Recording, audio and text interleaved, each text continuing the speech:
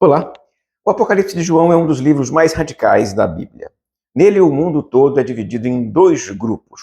Um que segue o Cordeiro, outro que segue o diabo, a besta, o 666. Mas haveria uma posição menos radical, intermediária, nas igrejas daquela época? Ou todos pensavam igual ao Apocalipse?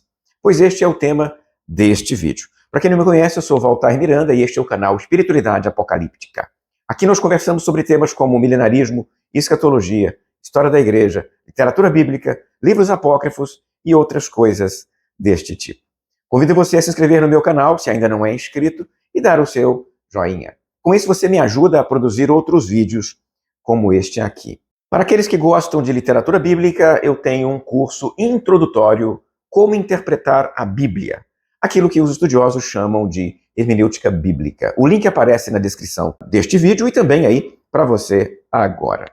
Agora sim, vamos para o que realmente trouxe você até este vídeo. Para responder à pergunta inicial, nós vamos acompanhar o testemunho de uma outra obra cristã, a carta de Clemente de Roma para os crentes de Corinto. Mas quem foi Clemente Romano? A pessoa de Clemente gozou de grande autoridade no início da história do cristianismo, a ponto de sua carta encaminhada para Corinto ter sido contada numa ou noutra coleção canônica.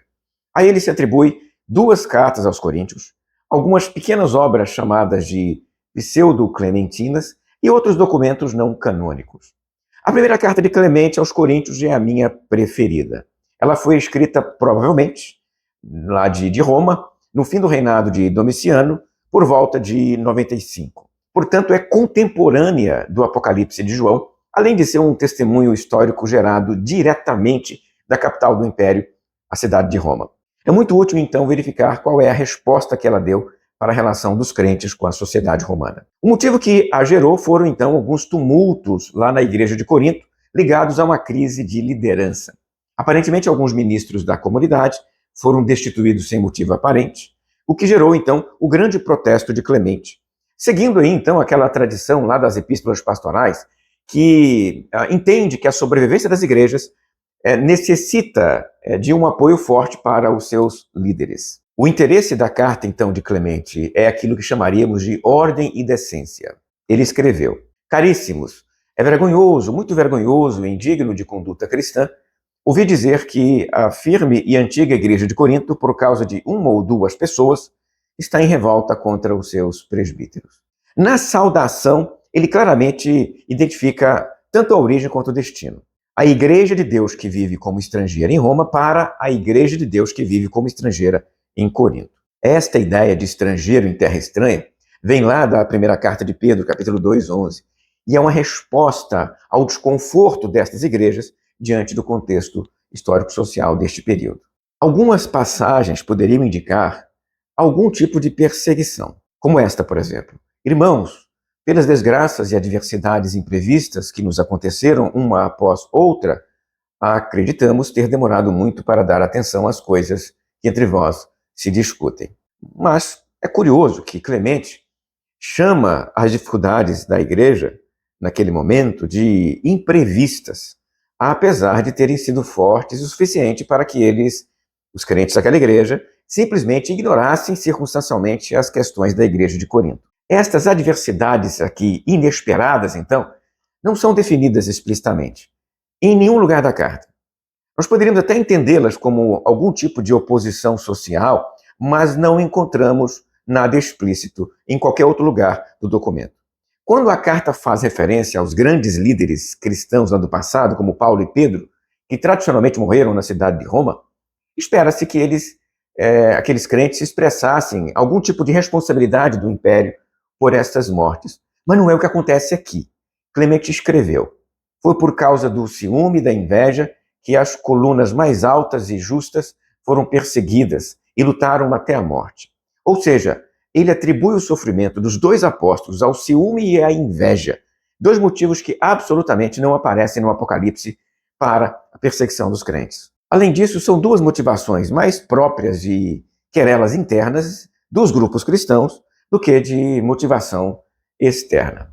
A menção das mortes de Paulo e Pedro também produz a impressão de que as referências à perseguição que aparecem no livro não são recentes, mas retrocedem até os tempos de Nero, momento que se deu tradicionalmente o martírio dos apóstolos Paulo e Pedro aqui mencionados. Mas também muitos outros crentes morreram durante a perseguição de Nero. As mortes de Pedro e Paulo ocorreram lá em torno de 64 a 68. Logo, 30 anos separam estas mortes da carta de Clemente. Essa aparente ausência de crise com o Império se torna ainda mais estranha quando ele usa o Império Romano como exemplo positivo para a unidade e a organização das igrejas. Veja o que ele escreveu. Irmãos, militemos com toda a nossa prontidão sob as ordens irrepreensíveis dele, no caso Jesus.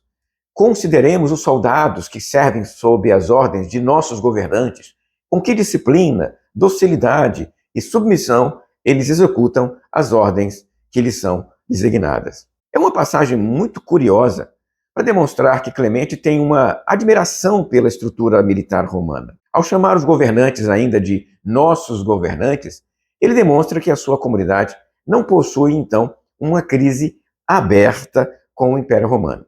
Seria difícil um líder cristão elogiar a, entre aspas, docilidade de um soldado se a sua comunidade fosse alvo de uma perseguição por parte destes mesmos soldados. Assim não se percebe exatamente qual era a relação da igreja com o império, mas não parece ser, aqui no caso, uma relação de oposição. Isso onde? Na capital, na cidade de Roma. E aí isso é ainda mais significativo. Essa postura lembra bem o que está escrito em 1 Pedro 2, 13 e 14. Sujeitai-vos a toda instituição humana por causa do Senhor, quer seja o rei como soberano, quer as autoridades como enviadas por ele, tanto para castigo dos malfeitores, como para louvor dos que praticam o bem. A passagem de 1 Clemente, que mais claramente poderia sugerir uma perseguição, é esta que segue. Sabemos que entre nós muitos se entregaram às cadeias a fim de libertar outros. Não poucos se entregaram como escravos e com o preço da venda deram alimento a outros. Muitas mulheres, fortificadas pela graça de Deus, realizaram numerosas ações viris. Certamente é um texto que reflete uma grande dificuldade, mas ela é minimizada pelo autor ao ser inserida numa argumentação de sacrifício pelo bem comum. Ou seja, o membro revoltoso da igreja de Corinto deveria deixar a igreja pelo bem de todos os demais, como fizeram aqueles que se entregaram à prisão para libertar a outras pessoas. A descrição de pessoas se tornando escravas para dar de comer a outros indica que alguns passaram ou estavam passando por períodos de grande recessão e fome. Mas impressiona o fato de que em nenhum momento ele atribui a responsabilidade de tais dores ao império. Ele realmente não aponta os culpados. O que parece é que a comunidade de crentes de Roma já está estabelecida o suficiente no Império Romano para minimizar as dificuldades que se abatem sobre a igreja. É por isso que suas expectativas escatológicas divergem tanto das expectativas do Apocalipse de João. Não há em Clemente referências diretas à volta de Cristo, nem ao dia do juízo final. Não há em Clemente nenhuma expressão escatológica clara, a não ser uma referência à ressurreição como esta aqui, por exemplo. Caríssimos, consideremos como o Senhor nos manifesta sem cessar a ressurreição futura, cujas primícias ele as concedeu no Senhor Jesus Cristo, ressuscitando-o dos mortos. De qualquer forma, essa menção da ressurreição só é usada aqui como argumento para afirmar a fidelidade de Deus e incentivar a prática do amor na comunidade. Por que então o Apocalipse vai numa direção contrária a Clemente, demonizando as estruturas imperiais romanas? É possível que as diferenças entre 1 Clemente e Apocalipse sejam até minimizadas se nos perguntarmos, por exemplo, pelo tempo da perseguição lá no Apocalipse de João. Eu já falei sobre isso aqui em algum vídeo passado. Quando vão acontecer os martírios lá do Apocalipse? E as perseguições? Quando elas vão aparecer? Apocalipse 1:1 fala que são coisas que em breve devem acontecer. Ou seja, para João, isso está no futuro. É o que parece estar por trás também da seguinte frase: escreve, pois, as coisas que vistes, e as que são, e as que hão de acontecer depois destas.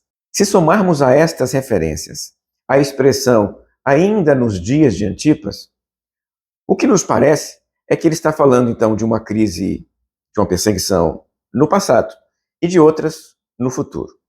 João entendeu que alguns cristãos então tinham morrido por amor a Cristo e outros muitos morreriam pelo mesmo motivo. Entendemos então que ele espera que todos os crentes verdadeiros virão a enfrentar uma grande e terrível perseguição. Neste sentido, não havia explicitamente e formalmente uma perseguição generalizada nos dias de João, nem em Roma, nem na Ásia Menor. O João de Patmos, no seu livro, se põe a vaticinar, não descrever eventos que para ele eram certos. Depois de João, a primeira referência histórica explícita de uma perseguição imperial contra as comunidades cristãs é encontrada no tempo de Trajano, quando Plínio, o governador da Bitínia, se pergunta, 2 décadas depois do Apocalipse e de Clemente, o que fazer com as acusações contra os crentes lá da sua região.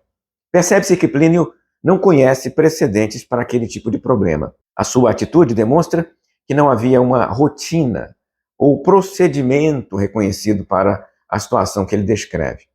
Aquilo tudo é muito novo para ele. Isso quer dizer que o Apocalipse possui cenas relatadas retoricamente para preparar seus leitores. Com isso, já no seu momento histórico, ali naquele instante, ele desejava alterar o envolvimento que aquelas pessoas, que aquelas igrejas da Ásia tinham com o Império Romano.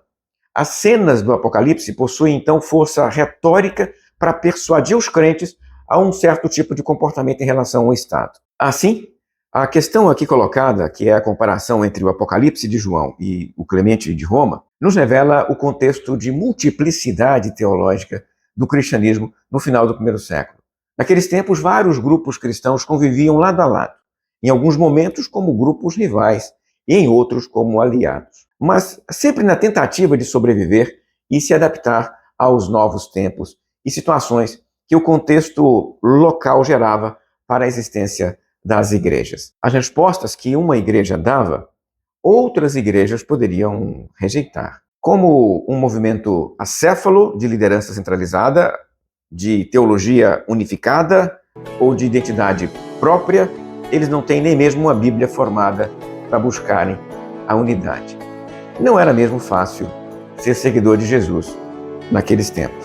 Escreva aí nos comentários o que você achou deste vídeo, se você é do partido do João ou do partido de Clemente Romano. Se você gostou, inscreva-se no canal se ainda não é inscrito, curta o vídeo e compartilhe com alguém que possa se interessar pelo assunto.